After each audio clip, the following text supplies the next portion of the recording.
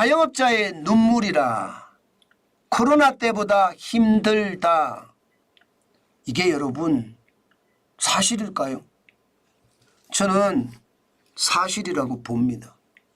왜냐고요? 자, 이 지표를 보세요. 나홀로 자영업자 추입니다.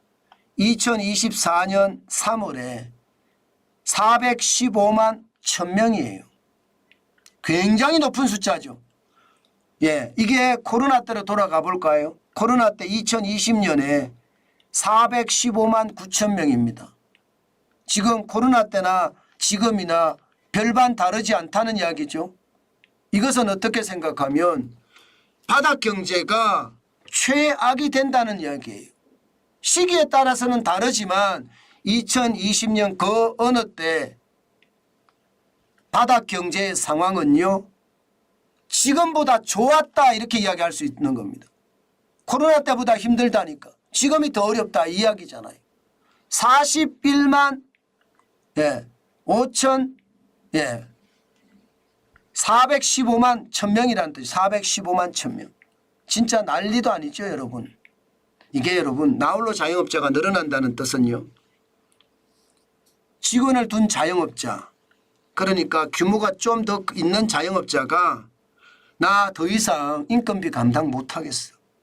나 직원 내보내고 일단 버티기 해야 되겠어. 그러면서 내보내서 내 혼자가 되든가 아니면 가족 무급종사자를 한 사람 불러냈다는 뜻이 되는 거예요. 그러면 실질적으로는 사람을 내보내는 거잖아요. 그만큼 경기가 어렵고 벌어먹고 살기가 어렵기 때문에 내보냈다는 뜻이 되는 겁니다. 야, 저는 이거 굉장히 충격적으로 봅니다. 사실 2023년 1월에 409만 9천 명까지 떨어지기도 했습니다. 뭔가 사람들에게 희망을 심어준 것도 사실이에요. 그런데 6개월이 지난 6월에는요 438만 7천 명으로 엄청 늘었어요. 경기가 죄송합니다, 그냥 폭발했다는 뜻입니다. 최악으로 됐다는 뜻이에요. 2008년 457만 4천 명이요 최고치라고 하니 얼마나 경기가 무너졌는지 여러분들도 보이시죠. 제가 윤석열 정부에게 그런 이야기 했습니다. 바닥 경기가 이 모양인데 선거에서 이기려고 한다는 자체가 어불성설이다 하고 말입니다. 왜 이런 지표가 안 보이나요? 저는 지표가 보이거든요. 여러분들도 지표가 보이시죠? 지금 얼마나 어려운지 말입니다. 이게 여러분 어렵다 하는 게 말로만 어렵다가 아닙니다. 지표 자체가 어렵잖아요. 지표 자체가. 2018년에 나홀로 자영업자 가장 적을 때가 398만 7천이에요. 이때는 직원을 둔 자영업자가 많았다는 사실이에요. 직원을 둔 자영업자가 많았다는 건 여러분 결국 말입니다, 경기가 잘 돌아가니까 직원들 채용을 많이 했다는 뜻이 되는 거예요. 지금은 415만 1000명이라는 것은 장사가 안 되니까 직원을 내보냈다는 뜻이 되는 거고요. 실질적으로도 그렇게 나타납니다. 직원을 둔 자영업자 3월에 141만 9천 명입니다. 진짜 최악이죠. 2017년 보세요. 160만 8천 명. 2018년 보십시오. 165만 1000명이에요.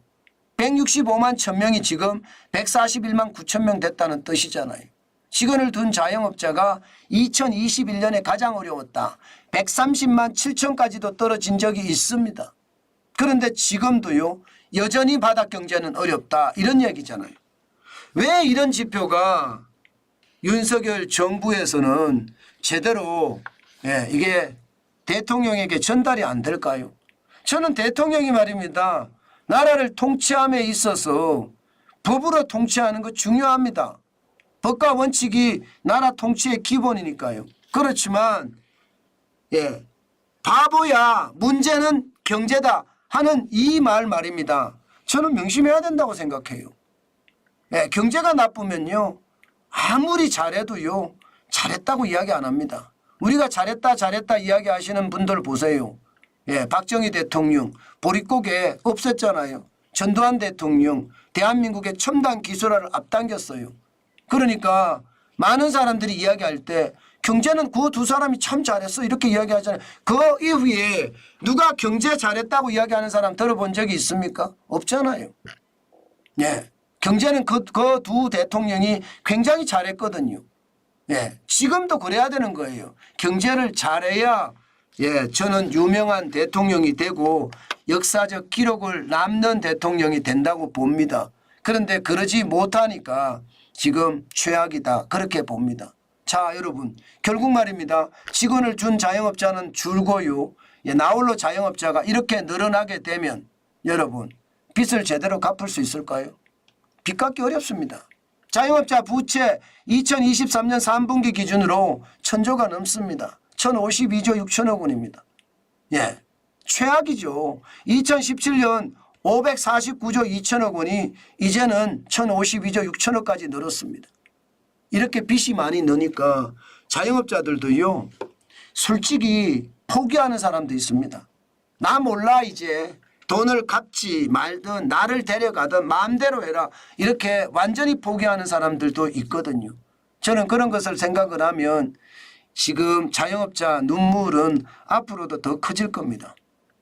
우리 경제가 좋아지면 모르겠으나 예, 대한민국이 예, 우리 경제가 좋아지게 그렇게 안 할 수도 있다는 뜻입니다.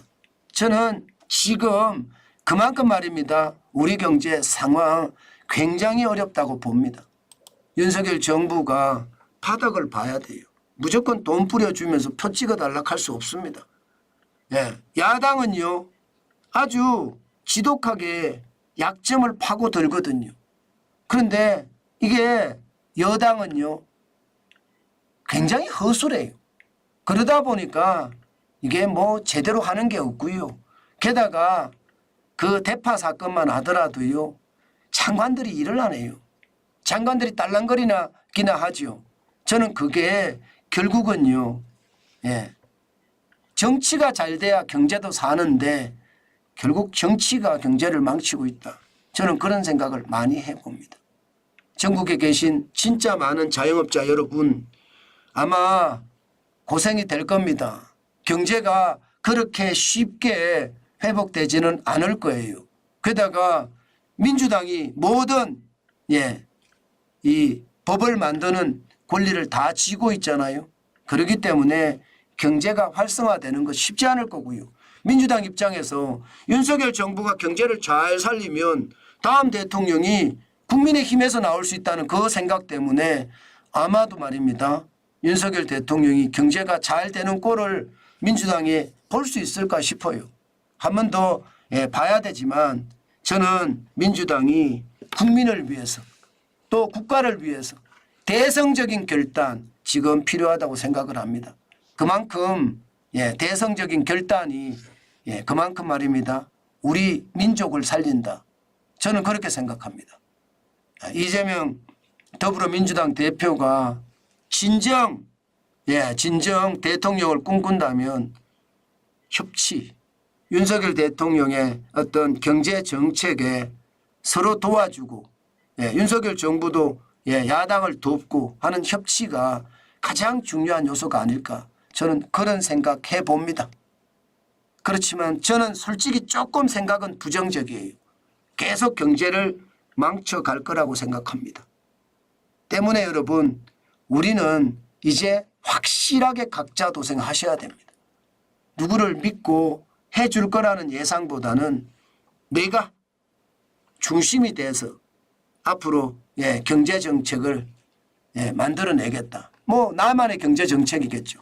나만의 경제정책을 만들어내겠다. 그런 생각으로 움직이셨으면 좋겠습니다.